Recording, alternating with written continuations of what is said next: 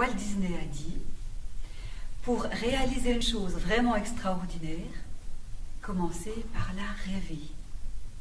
Ensuite, réveillez-vous calmement et allez d'un trait jusqu'au bout du rêve sans jamais vous laisser décourager.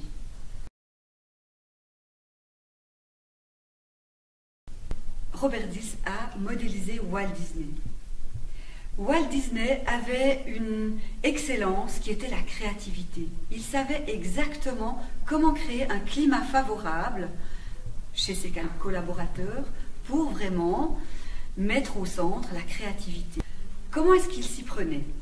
Et quel est le modèle que Robert Dilts a pu vraiment formaliser pour que nous puissions l'utiliser? Le premier espace, il y en a 3, c'est l'espace du rêveur.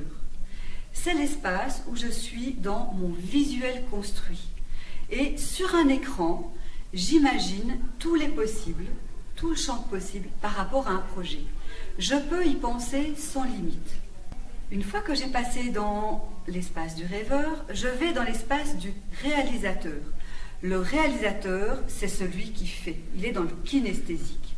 Et lui, il essaie vraiment de mettre en plan, en séquence, bref, rendre le rêve le plus concret possible et le mieux organisé possible.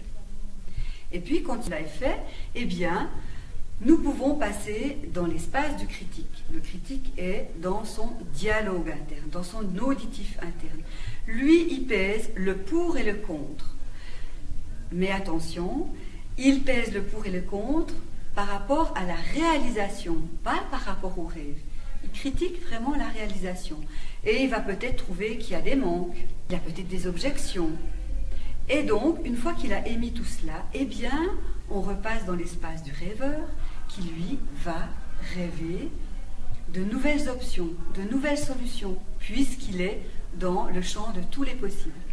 Le réalisateur va inclure ces nouvelles options, ces nouvelles solutions. Et puis, le critique, à son tour, va à nouveau peut-être émettre des manques ou rendre attentif le réalisateur à des choses qui pourraient être difficiles. On peut passer plusieurs fois par ces différents espaces jusqu'à ce que le projet soit finalisé et qu'on n'ait plus qu'à passer à la réalisation concrète.